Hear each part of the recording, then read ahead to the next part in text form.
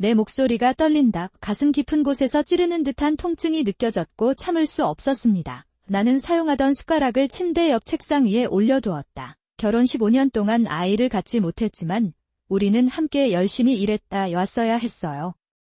그런데 왜 남편은 그토록 차분한 표정으로 그런 잔인한 말을 할 수 있었을까? 시간이 많이 남지 않았어요.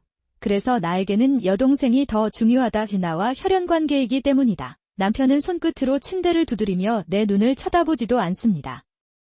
창밖을 내다보며 날씨 이야기를 하듯 태연하게 말했다. 남편은 계속합니다. 보험금과 저축 이야기를 할 때 그의 표정은 어쩐지 유쾌해 보였다. 내가 뭔가 잘못한 게 아닐까? 남편의 기대에 부응하지 못해서 그런 일이 있었는지 궁금해요. 이런 질문을 계속하면서도 남편의 냉담한 말에 현실이 무너지는 것 같은 느낌이 듭니다. 이에 의해 공격을 받았습니다. 나는 눈물을 참으며 일어섰다. 이제 어떻게 해야 하나요? 괜찮은 것 같아요. 이 집을 떠나야 할까요? 아니면 계속 추위에 시달려야 할까요? 남편 옆에는 약병이 여러 개 놓여 있다. 그를 살리는 중요한 약. 그런데 내 입에서는 예상치 못한 말이 새어나왔다. 나조차도 그의 목소리가 얼마나 차분한지 놀랐다. 그랬다. 그리고 처음으로 남편의 표정이 달라졌습니다. 저는 곤도 나오미, 칸도 네이오미, 35세입니다. 결혼한 지 7년이 됐습니다. 전업주부로 가족을 부양하고 있지만 자녀는 없다. 나는 인생을 살아왔습니다. 매일 아침 남편 마사시를 배웅한 뒤 청소와 빨래를 한다. 조용하고 변함없는 매일. 그런데 최근 들어 마음 깊은 곳에 작은 구멍이 뚫린 것 같은 느낌이 들기 시작했습니다. 그랬다. 이대로 놔둬도 정말 괜찮은 걸까요? 아무것도 이루지 못한 채 불안함을 느꼈다. 입으면 아마 40살은 될 것 같아요. 그 불안 때문에 빨래를 말리느라 두꺼운 가슴이 조여왔다. 옛날에 한 아이가 나는 그것에 대해 이야기했습니다. 그때 남편은 조금 웃으며 이렇게 말했습니다. 나는 억지로 아이를 갖지 않겠다고 했습니다. 또는 나는 예상하지 못한 반응에 깜짝 놀라 우선시했습니다. 처음에는 형제들이 친하다고 확신했습니다. 하지만 그런 일이 계속되자 가슴이 외로움은 마음 깊은 곳에 쌓입니다. 어느 날 나는 용기를 내어 내 감정을 표현했습니다. 당신이 여동생을 소중히 여기는 것은 이해하지만 나와 함께 보내는 시간을 더욱 소중히 여기기를 바랍니다. 남편은 국수를 조금 먹습니다. 아시다시피 내 여동생은 유산을 원한다고 했고 나와 혈연관계가 있는 유일한 가족은 여동생이에요. 당신은 나에게 모든 것을 줄 수 있습니다. 침대에 누워있는 남편은 마치 사람의 말투처럼 들리는 어조로 말을 했습니다. 결혼한 지 3개월 된 남편을 돌보기 위해 일하는 시간과 잠자는 시간을 줄이기 위해 필사적으로 노력하고 있어요. 내가 그녀를 돌보던 날들 무슨 소리 하는 거야? 나는 짜증난 표정을 지으며 한숨을 쉬며 말한다. 아니, 기분이 어때요? 그 사람은 내 여동생이에요. 그 말이 내 마음 깊은 곳에 박혔다. 나의 외로움과 이해받고 싶은 마음은 가볍게 다루어 남편에게 전달되지 않았습니다. 없었습니다. 그 무렵 형수는 우리 집을 점점 더 자주 방문하기 시작했습니다. 특히 휴일에는 우리는 함께 저녁을 먹기로 결정했습니다. 야키니쿠나 전골, 손초밥 등 조금 특별한 메뉴를 준비하면 남편이 너무 좋아해요. 나는 당연하다는 듯이 여동생에게도 전화하라고 말했다. 그때마다 저는 주방에 서서 남편과 형수를 위해 음식과 음료를 준비하느라 열심히 일했습니다. 식탁에서 웃음이 터진다. 하지만 나는 그 서클에 속하지 않습니다. 그의 역할은 단순히 음식을 가져오고 청소하는 것뿐이었습니다. 어느 날 밤, 제가 만든 음식을 간식으로 먹다가 형수가 저에게 말했습니다. 최근 내 일이 잘 진행되지 않고 있어요. 그 순간 남편의 얼굴이 어두워졌습니다. 괜찮으세요? 무슨 일이에요? 그때 남편의 온화한 눈빛, 남편은 한 번도 본 적이 없는 얼굴이었다. 최근에는 밤이 깊어지면 남편은 한동안 전화를 점점 더 많이 받고 있습니다. 남편이 침실을 떠날 때마다 우리는 오랫동안 이야기를 나눕니다. 이런 상황이 계속되면서 마음속 깊은 곳에서 약간의 불편함을 느끼기 시작했습니다. 이것은 단지 가족 관계입니까? 아니면 이유 모를 불안이 조용히 내 마음을 채웠다. 그날 나는 저녁 준비에 한창이었다. 남편은 평소처럼 집에 돌아왔습니다. 집에 가서 거기서 옷을 갈아입었어요. 내 여동생은 한동안 우리 집에 살 예정이다. 그 말을 듣는 순간 손에 쥐고 있던 칼이 갑자기 멈췄다. 무슨 뜻이에요? 남편은 특별히 불편한 기색 없이 계속 말을 이어갔습니다. 그는 직장을 그만뒀다고 말했습니다. 나는 그 일을 즉시 그만두기로 한 올바른 결정을 내렸습니다. 당신이 내 동생을 당신에게 유리하게 이용하고 있다는 게 정말 화가 나요. 왠지 남편이 동생을 너무 많이 생각하는 것 같아요. 그는 직장에서 해야 할 일에 대해 끊임없이 나쁜 말을 했습니다. 너무 갑작스러워서 말을 찾을 수가 없었다. 그럼에도 남편은 계속해서 자신의 말을 되풀이했습니다. 나는 간다. 여동생이 근무 환경이 좋지 않아 몸이 아픈 것 같아 당분간 일을 하지 못할 것 같습니다. 왜냐하면 돈도 없고 집세도 낼 수 없다고 합니다. 지금 내가 언니를 돕지 않으면 언니가 정말 망할 것 같아요. 그것은 일어날 것입니다. 나는 그 사람이 처음부터 내 의견을 들을 생각이 없었다는 것을 깨달았다. 그러나 나는 침묵했다. 나는 가만히 있을 수 없다. 너무 일방적이네요. 물론 그녀는 당신에게 중요한 자매입니다. 아마도. 하지만 우리 삶에서 나는 다른 사람이 항상 집에 머무르는 것을 참을 수 없습니다. 남편의 얼굴이 갑자기 어두워졌습니다. 한동안 이런 생각을 해왔는데 정말 깨끗해지네요. 좋아요. 나는 입술을 깨물지 않을 수 없다. 나는 단지 부부의 시간과 조용한 삶을 보호하고 싶었습니다. 비록 나쁘더라도. 그리고 더 믿을 수 없는 말이 있습니다. 그러니 방을 청소하세요. 나에게 줄 수 있나요? 언니가 꼭 써보고 싶어요. 내 방. 남편의 표정에는 죄책감의 흔적이 없었다. 내 방은 현재 웹작가라는 직업으로 사용되고 있습니다. 업무용 학습자료로 활용하고 있습니다. 내가 그 방을 내 여동생에게 빌려주다니 믿을 수가 없어요. 나는 놀랐지만 대화는 금세 끝났다. 나는 붙어있다. 며칠 후 형수는 아무런 예약도 없이 찾아왔습니다. 형님, 오랜만이에요. 남편은 행복한 표정을 지으며 나에게 편하게 지내라고 말했습니다. 당연하게도 내 여동생을 링에 앉으세요. 나는 웃지도 못하고 막연하게 먹이만 계속 먹였다. 형수와의 생활이 시작된다 그래서 나는 점점 더 밀려나고 있습니다. 아침부터 밤까지 작가로 일하느라 바쁘고 집안일도 모두 내 몫이다. 그녀는 어떤 식으로든 도와주려고 하지 않고 단지 형수가 아프다고만 말할 뿐입니다. 처음에는 나도 선장을 돌보고 너무 무리하지 않았습니다. 그런데 오후까지 자고 일어나면 스마트폰만 만지작거리는 모습을 많이 봅니다. 계속 배우다 보면 의문이 생깁니다. 그 사람 정말 아픈 걸까?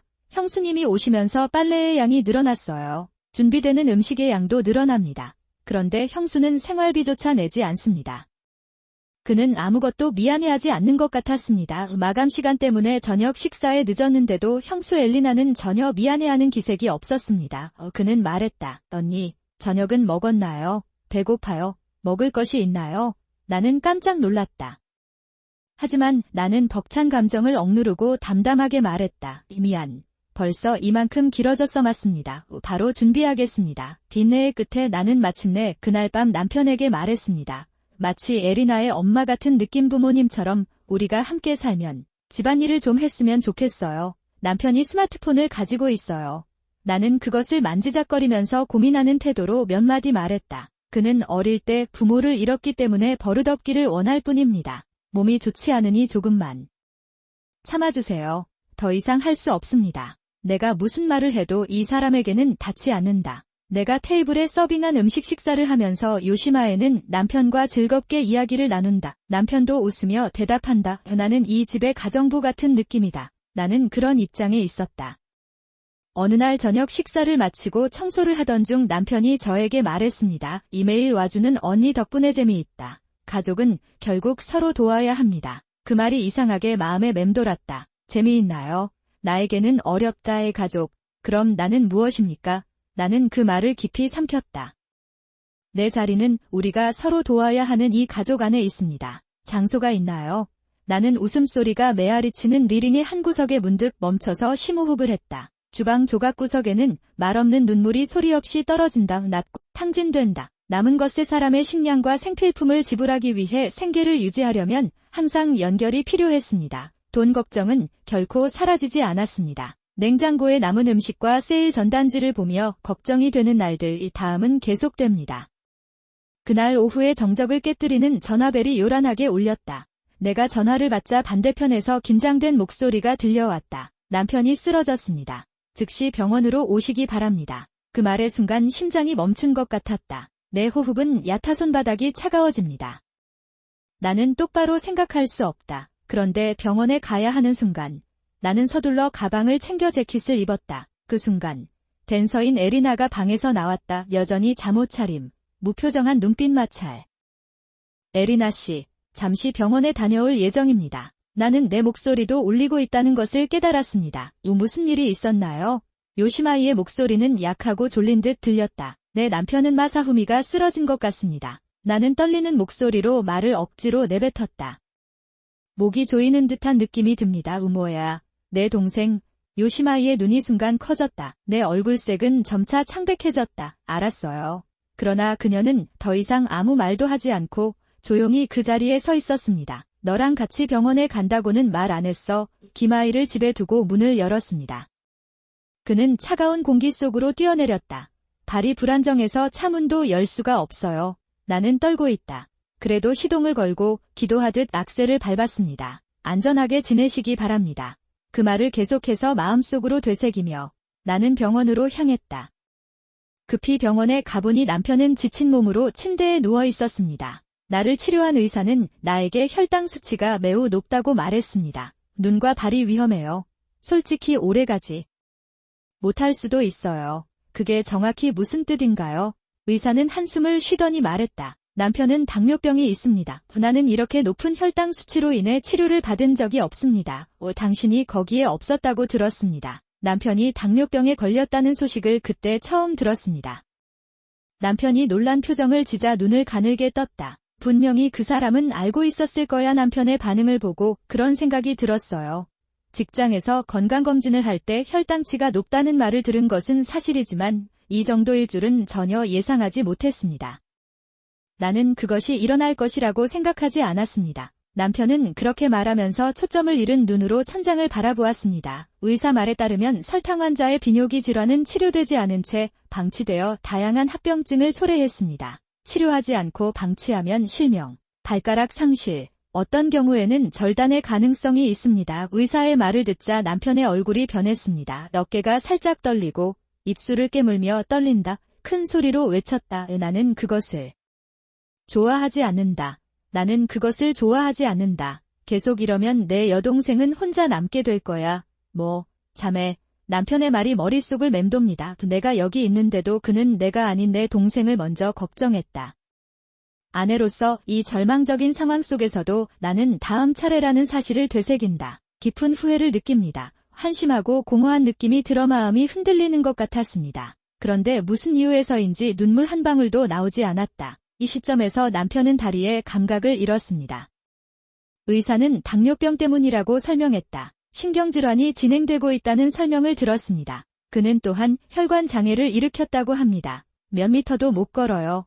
앞으로 나아가기 위해서는 도중에 많은 휴식을 취해야 합니다. 그날부터 남편의 돌봄이 시작되었습니다.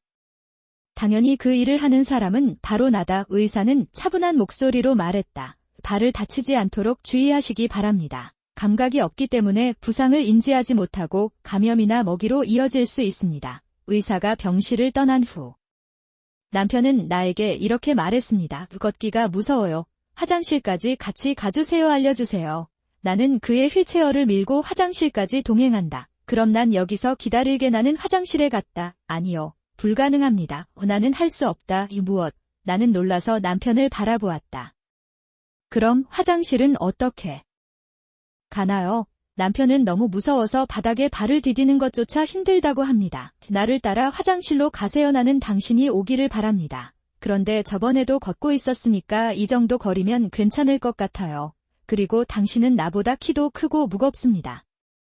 당황했지만 병원 다목적 화장실로 이동해 최대한 용변을 보려 노력했습니다. 허리가 아프다. 드디어 남편의 화장실을 공개했습니다. 하지만 남편은 나의 곤란한 상황을 전혀 개의치 않고 냉정한 표정을 유지하고 있다. 직무에 있어서는 작은 것까지 걱정하지만 고통에는 개의치 않습니다. 무감각한 남편. 나는 남편에게 걸어서 화장실에 갈 수 있다고 거듭 말했지만 남편은 전혀 갈 수 없었습니다.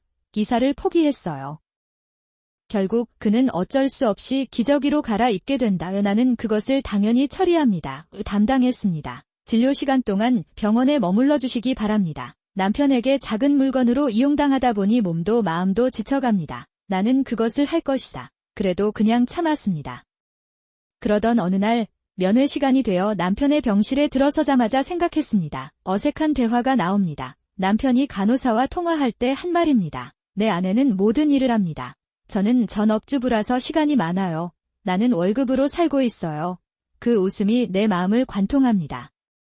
나는 그것을 믿을 수 없었다. 내가 그 사람을 그렇게 많이 돌봐주는데도 그 사람은 나를 무례하게 대하고 놀립니다.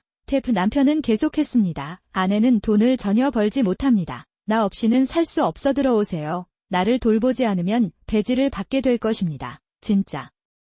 내 안에 무언가가 소리를 내며 무너졌다. 저는 주부가 아닙니다. 재택근무를 하면서 누구보다 가족을 부양하는 그녀, 내가 그 사람보다 더 많이 버는 일을 알아냈고 그 결과 에리나는 해고됐다. 그 후 실업자가 된 기사는 남편인 형에게 눈물을 흘렸다. 그런데 그러면 그녀가 말한 모든 것은 날조였습니다. 회사에서 통보받고 정신질환을 앓았다는 건 다 거짓말이다. 오히려 에리나의 경솔한 행동은 움직임이 원인이었습니다. 형은 이 사실을 알고 있나요? 에리나가 작은 목소리로 묻자 나는 조용히 말했다. 나는 고개를 저었다. 아니요. 제 남편은 아직도 당신 회사에 잘못이 있다고 믿고 있어요. 침묵이 흘렀다. 방 안의 공기가 무거워지자 나는 다시 입을 열었다. 안 나가면 남편한테 다 말할 거예요. 기사는 내 말을 바라보며 필사적으로 비명을 지른다. 그만하세요. 제발요. 나 갈게요. 나는 형에 대해서도 신뢰를 잃었습니다. 나 더 이상 살 수 없어요. 그녀는 조용히 울면서 천천히 물건을 챙기기 시작합니다. 며칠 후 얼리너는 집을 떠났습니다. 며칠 후였습니다. 언니가 돈이 없어서 살 곳이 없다는 전화를 받았는데 어떻게 해야 하나요? 그런 것 같아요. 남편이 걱정스럽게 손톱을 물어뜯으며 나에게 묻는다. 그 모습을 보니 마음이 조금 아프네요. 하지만 나는 침착하게 대답했다. 내 마음대로 하라. 그러나 내가 내게 돈을 주거나 내 집에 살게 하면 이혼이에요. 나의 강한 말투를 듣고 남편은 잠시 침묵하다가 진지하게 고개를 끄덕였습니다. 알았어요. 나는 언니에게 연락하지 않습니다. 그러니까 그냥 이혼하지 마세요. 그날부터 나는 에리나와 연락이 두절됐다. 그녀에 관한 것입니다. 나는 돈이 없습니다. 손댈 곳이 없어요. 나는 뉴스가 이대로 유지될 것이라고 확신한다. 당신도 이해하지 못할 것이다. 남편은 이후 무사히 퇴원했습니다. 병원에 오래 입원한 후 건강이 서서히 좋아지고 있습니다. 회복된 후 의사는 이렇게 말했습니다. 약이 필요하지만 아내를 걱정할 단계는 아니다. 나는 들었다. 내 가슴을 두드려 주세요. 나는 조용히 웃었다. 형수님이 돌아가시면서 마침내 평화로운 나날이 우리에게 돌아왔습니다. 남편과 나 예전처럼 껴안으면서 그들은 조용하고 평화롭게 살고 있습니다. 그리고 남편과 저는 다시는 형수와 아무 관계도 맺지 않을 것입니다. 잘못은 없습니다. 나는 그렇게 믿었다. 나는 믿었다. 남편과 나는 단 둘이서 조용하고 평화롭게 살아가는 삶을 앞으로도 천천히 살아갈 것이다. 빠르게 계속될 것 같아요. 나는 아무것도 의심할 이유가 없다고 생각했습니다. 남편이 쓰러지던 날, 처음으로 내 세상이 무너지는 소리를 들은 것 같았다. 불안과 두려움이 교차하면서도 남편은 점차 회복되었고, 직장에서 집까지 두 발로 걸어갈 수 있습니다. 그래서 결정했습니다. 적어도 아침에는 그녀를 데려다 줄게요. 그녀는 차에 올라 남편과 함께 출근하며 남편의 건강을 암시했습니다. 주의하시기 바랍니다. 나는 그렇게 말하고 웃는 얼굴로 그를 배웅했다. 그 순간이 나의 작은 행복이에요. 계절이 바뀌면서 우리 삶에는 다시 고요한 시간이 흐르기 시작했습니다. 성게 같았어요. 하지만 어쩌면 그 행복은 내가 본 환상일 뿐인지도 모른다. 최근 남편이 이상하게 친절해졌어요.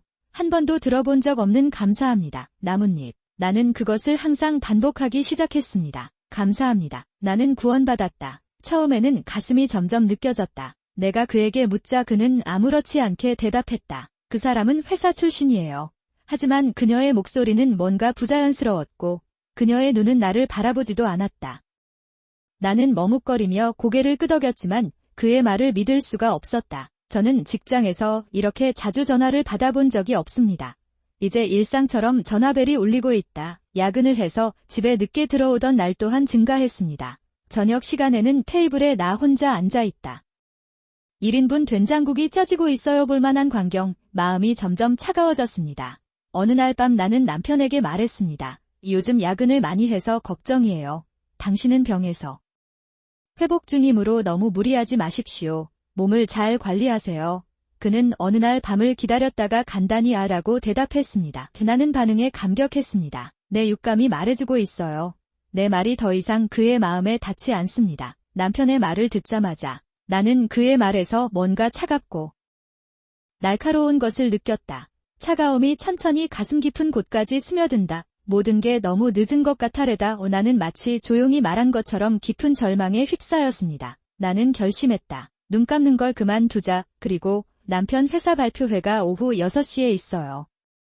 그 시기를 수용하기 위해 나는 일찍부터 작가 활동을 시작했다. 반올림. 나는 남편의 직장 앞에 섰다. 겨울바람이 뺨을 스친다. 나는 떨리는 손끝을 꼭 쥐며 스스로에게 물었다. 이 떨림은 추위 때문이야 아니면 두려움 때문일 수도 있습니다. 오후 6시 그때 건물의 자동문이 열리며 남편이 나타난다. 그는 양복 주머니에 손을 넣고 앞을 바라보며 걷고 있었다. 단계 그 사람은 가벼워 보이고 왠지 행복해 보였고 오늘 아침에 배웅한 남편과는 다른 사람 같았어요. 가슴이 불규칙하게 뛰고 있어요. 숨이 얕아지고 심장박동 소리만이 귓가에 울려 퍼졌다. 오늘 초과 근무를 한다고 하더군요. 입술 뒤에서 중얼거리던 말이 머릿속에서 계속해서 메아리쳤다. 남편은 아직 시내를 향해 걸어가던 중 갑자기 누군가를 발견한 듯 손을 흔들었다. 그의 얼굴에는 지금까지 한 번도 본 적 없는 미소가 떠올랐다. 눈꼬리가 낮아지고 볼이 낮아집니다. 느슨해진다. 사랑에 빠진 사람처럼. 그리고 그곳을 향해 달려가던 중 요시마이의 모습이 보였다. 그것은 진짜였습니다. 그것은 부인할 수 없는, 틀림없는 현실이었습니다. 나는 남편의 얼굴에서 그런 표정을 본 적이 없습니다. 나는 마음속으로 기쁨의 미소를 지으며 어깨를 으쓱했습니다. 아무리 봐도 나란히 걷는 커플처럼 보였다. 나는 문득 근처의 쇼윈도를 힐끗 보았다. 거기에서 보는 것은 놀라울 정도로 감동적입니다. 무정하고 우울한 얼굴을 한 여자, 그 얼굴이 내 얼굴이라는 것을 깨닫는데 몇 초가 걸립니다. 그것이 내가 얼마나 망가졌는가입니다. 결국 두 사람은 식당에 들어간다. 남편과 요시마이는 창가에 앉아 유리를 통해 바라보고 있습니다. 그들은 서로를 바라보며 즐거운 대화를 나누고 있었습니다. 두 사람은 어깨가 닿을 정도로 가까워 웃음을 자아냈다. 우리가 이 일을 오랫동안 해왔던 것 같아 자연스러운 거리감 같았어요. 나는 떨리는 손가락으로 스마트폰을 꺼내 남편에게 오늘 야근이 있냐고 문자를 보냈다. 그랬다. 얼마 지나지 않아 그가 주머니에서 휴대폰을 꺼내는 것을 보았습니다. 기마이란? 속삭이듯이 얼굴을 가까이 가져가세요. 그리고 남편으로부터 그렇습니다. 야근을 하고 있어서 오늘도 밤 10시가 넘겠습니다라는 답장을 받았습니다. 이 후배가 방금 편의점에서 주먹밥을 사줬어요. 그럼 오늘 밤은 여기까지야. 그렇습니다. 그것은 쓰여졌다.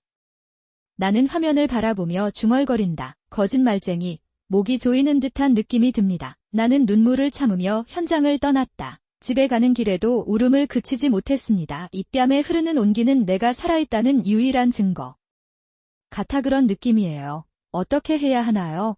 내 목소리는 내 귀도 달하지 못했습니다. 눈앞이 흐려지고 발이 불안정한 느낌이 듭니다. 하지만 내 마음속 어딘가에는 이미 답이 있어요. 알아요.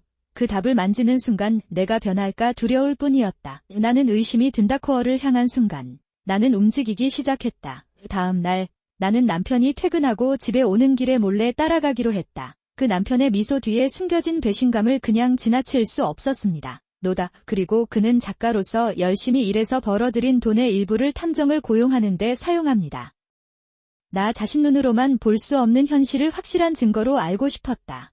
결국 차례로 밝혀진 진실은 내 가슴을 찔렀다. 남편은 증여 아파트 월세를 내기 위해 돈을 빌리기까지 한 것으로 보인다. 그리고 일주일 퇴근길에 함께 외식하고 선물방에 여러 번 들르는 것이 습관이 됐다. 그것은 되었다. 우리 둘만을 위한 식탁, 우리 둘만의 시간.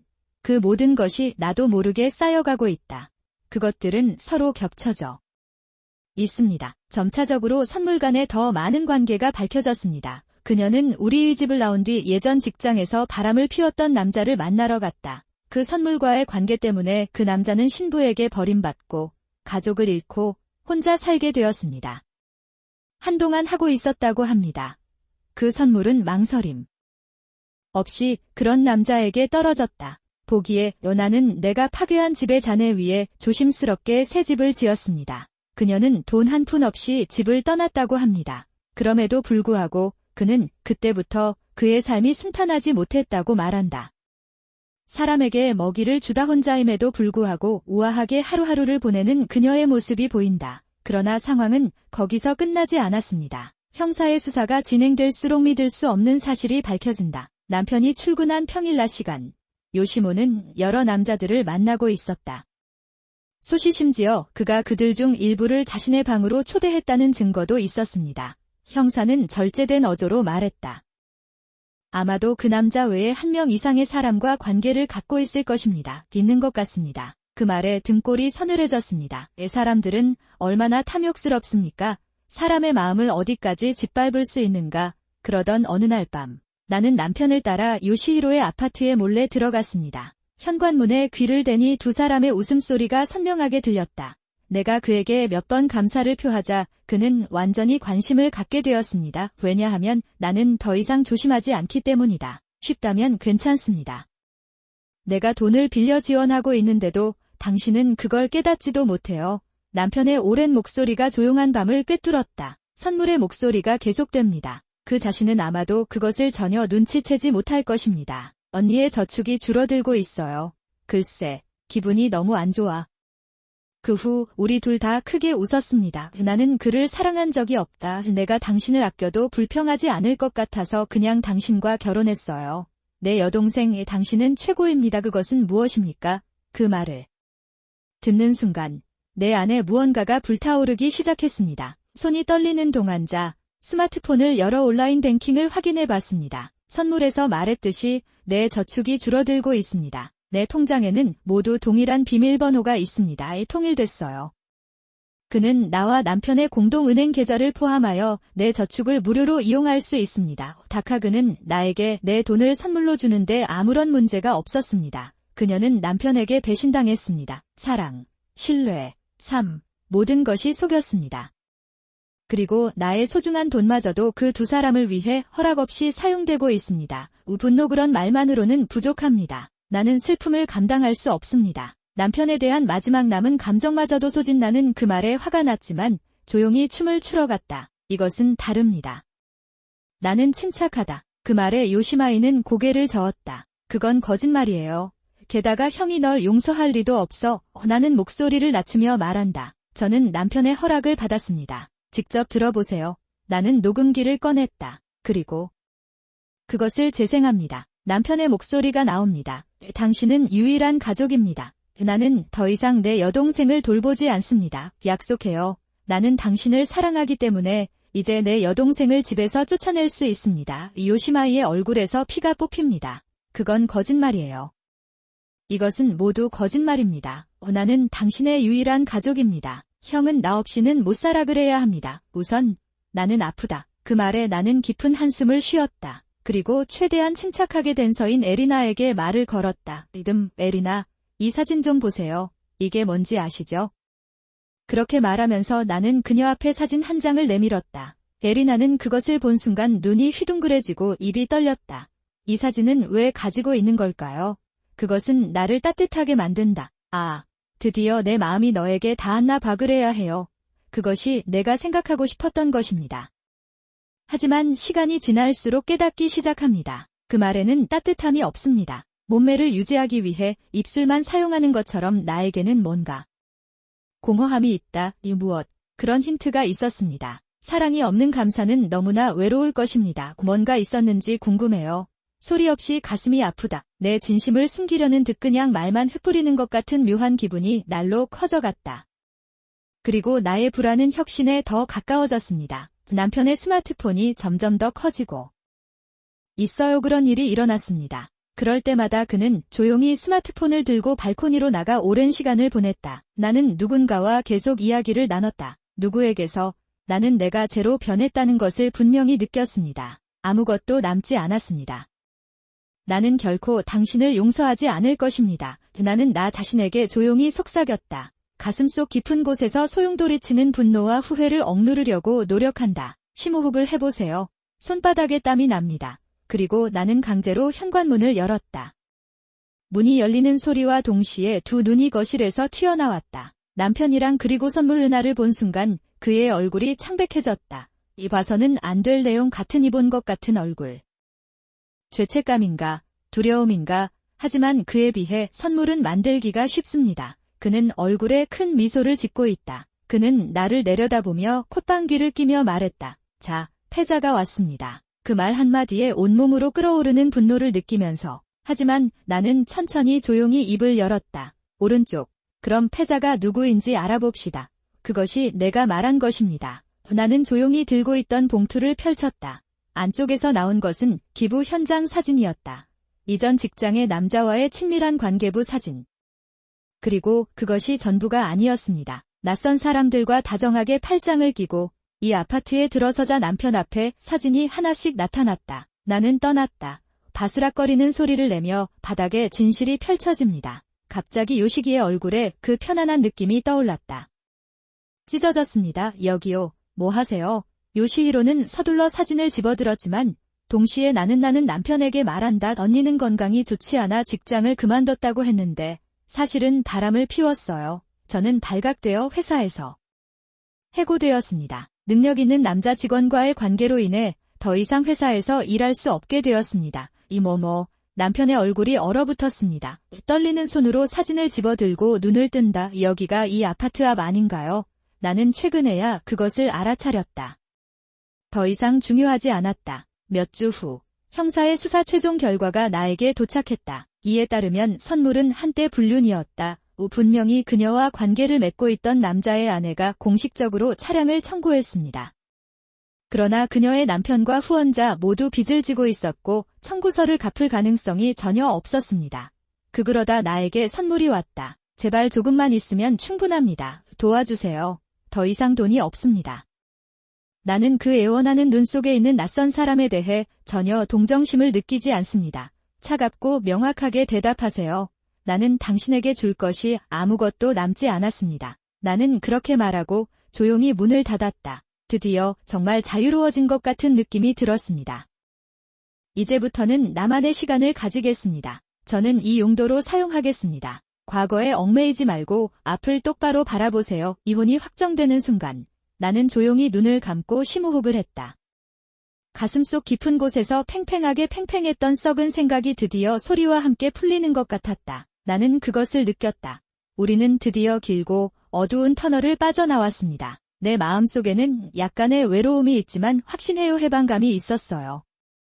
처음으로 혼자 사는 것은 사치가 아닙니다. 오래된 원룸 아파트, 그런데 그 창문으로 비치는 햇빛이 너무 은은했어요. 누구에게서도 물러서지 마세요. 오직 내 호흡만을 느끼며 보낸 날들이 너무 즐거웠어요. 그러는 동안 남편은 제가 저축한 돈을 허락 없이 사용한 대가를 치르며 나날을 보냈습니다. 나에게 돌아오다 나는 빚을 갚는 것 외에도 내 빚도 갚아야 합니다. 이 생활은 점점 더 어려워집니다. 낮에는 회사에서, 밤에는 편의점에서 아르바이트를 합니다. 그것은 비어있을 것입니다. 결국 그는 육체적, 정신적으로 지쳐갔고 만성당뇨병도 악화돼 병원에 입원할 수밖에 없었다. 그러나 남편과 동행할 사람은 아무도 남지 않았습니다. 제가 한때 그랬던 것처럼 어떤 사람은 내 손을 잡아주고 어떤 사람은 등을 찔러요. 본부는 살 곳을 잃고 불륜 상대를 만나러 갔습니다. 하지만 돌아가온 것은 차가운 말뿐이었다. 당신은 단지 편리한 여자였습니다. 그녀는 그 자리에서 쓰러졌고 살아남기 위해 일자리를 찾기 시작하세요. 그러나 지금까지 버릇없는 삶을 사는데 드는 비용은 높았습니다. 어디로 가든지 지속되지 않고 결국 병에 걸리게 됩니다. 빚을 갚는데 어려움을 겪다 그녀에게 무슨 일이 일어났는지 아무도 모릅니다. 그 무렵 나는 프리랜서 작가라는 새로운 삶을 시작했다. 웹작가로서 저는 해외로 이주하라는 초청을 받았습니다. 전 세계에 흩어져 동시에 그들은 내가 실제로 그곳에서 살았던 경험을 담은 기사를 써주기를 원했습니다. 나는 과감히 초대를 수락하기로 결정했습니다. 외국 카페에 김이 나는 목욕나는 커피 한 잔을 손에 들고 노트북을 펼친다. 해변 마을. 산속의 조용한 마을, 그날과 그 순간의 기분에 따라 살 곳을 선택하세요. 그런 자유가 나의 세계.